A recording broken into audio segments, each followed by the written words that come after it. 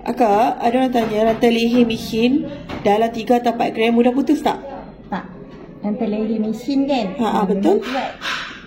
Sini saya tunjuk. Ni 3-4 gram kan? Ni tengok ni. Dia tebal. Kalau kita terentak sekalipun, dia kuat.